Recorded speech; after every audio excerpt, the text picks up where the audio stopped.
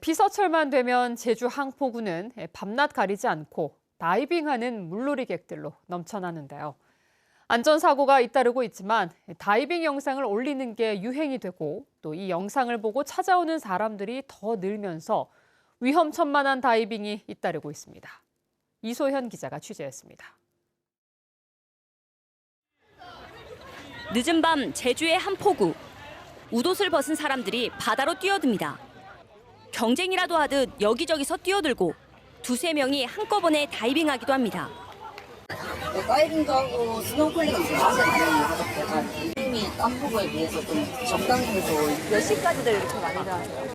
새벽 1시까지 가요. 조명을 설치하고 음악까지 크게 틀어 풀파티 현장으로 변한 포구. 다이빙 모습을 멋지게 촬영하기 위해 긴 장비까지 사용하지만 안전사고에 대한 걱정은 없어 보입니다. 많은 사람들 중에는 안전요원도 있고 이 라이프가드 자격을 가시는 분들 수없이 많아서 안이 안전합니다. 다이빙하는 곳은 배가 들고 나는 포구 입구. 배가 들어오자 방파제를 타고 급히 올라왔다가 정박하면 바로 다시 다이빙을 합니다. 한쪽에서는 술판이 벌어졌고 술을 마시고 물속으로 뛰어드는 사람들도 적지 않습니다. 새벽녘에 들어올 때는 물도 안 보여, 앞에도 안 보여서 특히 또 그분들은 아침에는 술을 좀 마신 상태에서 이 다이빙하고 수영을 하기 때문에 제주의 항포구 3곳 중 한 곳은 다이빙과 수영 등 물놀이 위험 지역으로 지정돼 있습니다. 도내 포구 곳곳에는 이처럼 다이빙을 비롯해 물놀이를 자제해달라는 현수막이 붙여져 있는데요. 하지만 밤낮을 가리지 않고 물놀이객들이 포구로 몰리고 있습니다. 지정 해수욕장과 달리 안전관리 요원이 없는 데다 이동하는 배와 다른 시설에 부딪힐 위험이 크기 때문입니다.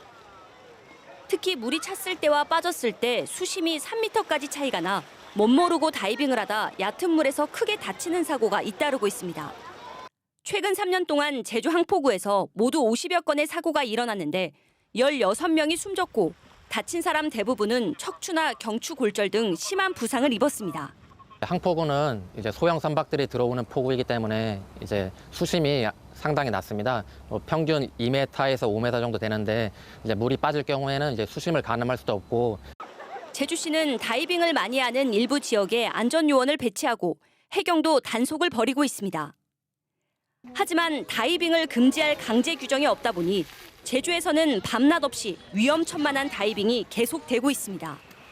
MBC 뉴스 이소연입니다.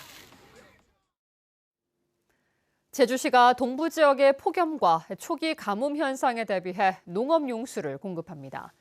이에 따라 구좌읍에는 이동식 물탱크 6개를 설치해 차량으로 물을 실어내리기 시작했고 읍면동별로 양수기와 송수 호스 등을 활용해 물을 공급하기로 했습니다.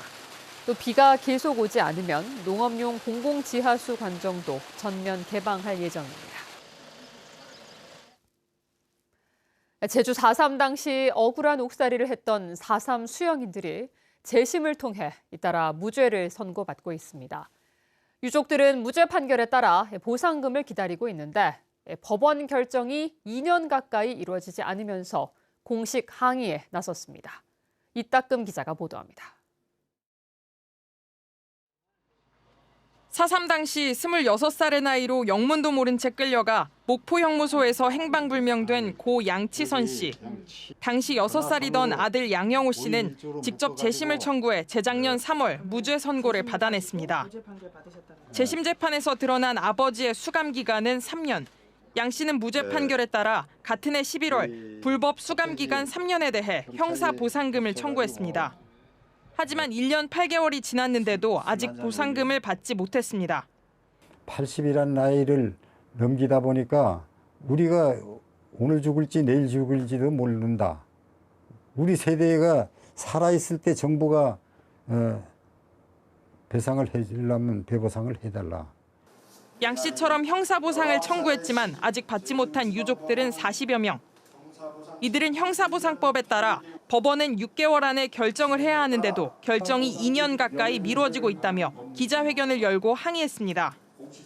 우리들은 믿어왔는데 지금 저희들이 오늘 발표한 것처럼 보상 청구한 지 2년이 다 돼도 받지 못하는 이 사태는 매우 심각한 사태로서 회견을 하게 된 거죠. 제주지방법원은 관련 문서가 없는 경우가 많아 기록 조사와 검토에 오랜 시간이 걸리고 전담재판부가 형사보상뿐만 아니라 늘어나는 재심 본안 사건까지 담당하고 있다며 유족들의 고통을 무겁게 받아들여 사건 처리 속도를 높이겠다고 답했습니다. 지난 2017년부터 2022년까지 형사보상 신청 건수는 모두 500여 건. 직권재심 절차 도입으로 무죄 판결도 빨라져 형사보상 소송도 늘어날 것으로 예상되면서 보상금을 기다리는 유족들의 마음은 타들어가고 있습니다. MBC 뉴스 이따금입니다. 더불어민주당 문대림 의원이 제주 4.3 사건 희생자에게만 지급해온 보상금을 유족에게도 지급하는 4.3 특별법 개정안을 대표 발의했습니다. 개정안에는 4.3 당시 구금됐다 석방된 사람도 희생자에 포함시켰고 철저한 진상조사를 위한 자료 제출 요구 규정을 신설했습니다. 4.3 복지의료재단 설립과 4.3 기록화와 세계화를 위한 기념사업을 지원하는 근거도 포함됐습니다. 유인촌 문화체육관광부 장관이 제주를 찾아 지역 문화예술과 관광 현장을 방문했습니다. 유인촌 장관은 국립제주박물관에서 제주 지역 문화예술인들과 간담회를 갖고 지역 문화예술 활성화 방안을 논의했으며 문체부 장관으로는 처음으로 제주국제관악제 개막 공연을 관람했습니다. 유 장관은 또 자전거를 타고 제주 환상 자전거길 40km를 달렸고 제주 흑돼지 거리를 방문해 관광지 수용 태세도 점검했습니다. 제주여상 총동창회가 김광수 제주도 교육감을 찾아 모교 일반 계고 전환을 촉구했습니다. 동창회 회원 50여 명은 김 교육감과의 면담 자리에서 지난해부터 7차례 면담을 통해 2026년 일반 계고 적용으로 논의해왔는데 최근 열린 고교체제 토론회에서 2027학년도 입학생으로부터 돼 있다며 당초 계획대로 추진해달라고 요청했습니다. 이에 대해 김광수 교육감은 이달 말 기자회견을 통해 공식 입장을 밝히겠다고 답했습니다. 제주 바다에서 허가받지 않은 선박 자동 식별 장치를 사용한 어선 2척이 해경에 적발됐습니다.